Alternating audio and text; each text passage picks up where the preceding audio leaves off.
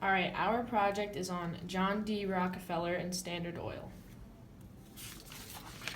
The overview is the purpose of this video is to understand how John D. Rockefeller and Standard Oil contributed to the Gilded Age and produced political debates over economic policies. John D. Rockefeller, founder of the Standard Oil Company, became one of the world's wealthiest men and a major philanthropist. That's him right there. Born in Richford, New York on July 8, 1839, John Davison Rockefeller moved with his family to Cleveland, Ohio at the age of 14. There's Cleveland, Ohio. Unafraid of hard work, he embarked on a number of small business ventures as a teenager, landing his first real office job at age 16 as an assistant bookkeeper with Hewitt and Tuttle. He speaks of the experience positively in a pamphlet he wrote called Early Experiences of a Young Businessman. Quote, I was very fortunate in my employers, especially the man who had the accounting in the office and under whom I worked as an assistant bookkeeper for a space of a year and 3 months. And then, as he desired to leave the position, it was tendered to me. By the age of 20, Rockefeller, who thrived at his job, ventured out on his own with a business partner, working as a commission merchant in hay, meats, grains, and other goods. At the close of the company's first year in business, it grossed $450,000. With oil production ramping up in western Pennsylvania, Rockefeller decided that establishing an oil refinery near Cleveland, a short distance from Pittsburgh, would be a good business move. In 1863, he opened his first refinery, and within 2 years it was the largest in the area. Standard Oil used a strategy called horizontal integration in order to expand his company's empire. Horizontal integration is the purchase of competing companies in the same industry. Standard's moves were so quick and sweeping that it controlled the majority of refineries in the Cleveland area within 2 years. Standard then used its size and ubiquity in the region to make favorable deals with railroads to ship its oil. At the same time, Standard got into the business itself with the purchase of pipelines and terminals, setting up a system of transport for its own products. Controlling or owning almost every aspect of the business, Standard's grip on the industry tightened, and even bought thousands of acres of forest for lumber and drilling to block out the competitors from running their own pipelines.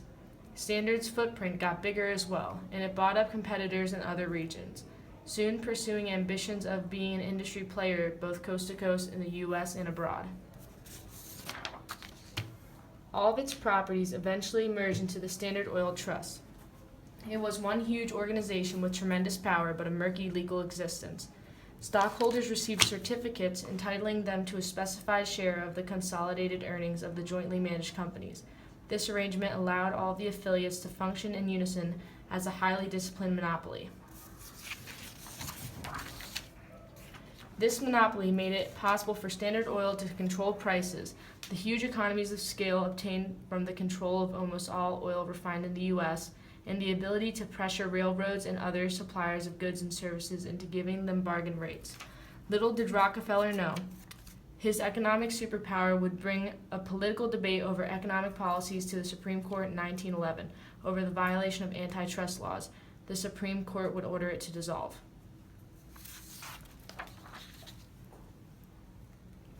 The Sherman Antitrust Act of 1890 prohibits any contract, combination in the form of trust or otherwise, or conspiracy and restraint of trade or commerce. The Sherman Antitrust Act of 1890 was the first measure passed by the U.S. Congress to prohibit trusts. It was named for Senator John Sherman of Ohio, who was the chairman of the Senate Finance Committee and the Secretary of the Treasury under President Hayes. The trust came to dominate a number of major industries, destroying competition. For example, on January 2, 1882, the Standard Oil Trust was formed. Attorney Samuel Dodd of Stanford Oil first had the idea of a trust. A board of trustees was set up, and all the Standard properties were placed in its hands. Every stockholder received 20 trust certificates for each share of Standard Oil stock. All the profits of the competent companies were sent to the 9 trustees, who determined the dividends. the 9 trustees elected the directors and officers of all of the competent companies. This allowed the Standard Oil to function as a monopoly, since the 9 trustees ran all the component companies. Its aim was to preserve economic competition in the marketplace and created severe penalties on when you violated the legislation. In 1914, Congress passed 2 additional supports for the Sherman Antitrust Act. The first was the Clayton Antitrust Act, which reinforced what the original act stated and was more specific on the illegal consequences that could happen with monopolization. The other one was the Federal Trade Commission. This is an agency that had the power to investigate all violations of the antitrust laws. Later on, the Sherman Antitrust Act also had a positive effect on the economy through telecommunications.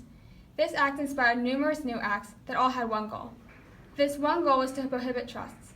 The act had an effect on the U.S. economy by really monitoring businesses and make sure that product prices don't go up and make that business inferior to other businesses. The government actually promotes competition among companies with this Antitrust Act. The Sherman Antitrust Act helped develop fair competition, jobs, and the economy. Gilded Age. Gilded Age approximately started from 1865 and ended on 1900. The name Gilded Age itself indicates a time in which greed and corruption run rampant. It was a time of paradox. In the business, it witnessed innovation that made possible the modern corporation. Ambitious men used this innovation to seize control of markets and earn huge wealth. At the same time, millions of workers who powered the economy lived in poverty. In this picture, Tycoon, Standard Oil, and Carnegie Steel Company dressed like a money bag, and they have rights to give congressmen orders, which also shows the corruption in the Congress. In addition, many scholars have referred to this period national legislative history as a doing nothing Congress, as only 5 bills were enacted in a span of 25 years. In this political cartoon, the Standard Oil Company looks like an octopus, with State House, White House, Capitol, and the President in his hands. In this picture, this is a situation that many workers face in the time of period. High rents and low wages makes workers cannot breathe in. And because of the harsh conditions, many workers began to rally for reform, but they didn't succeed. However, despite those disadvantages, economy in the Gilded Age is flourishing. During the Gilded Age, the economy functioned under unrestrained laissez-faire capitalism. As a result, a huge schism developed between the masses of laborers and the newest wealthy.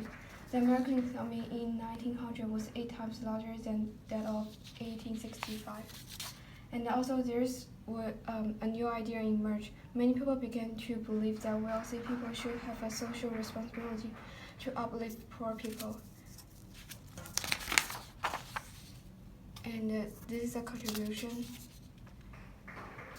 And here's the works study page.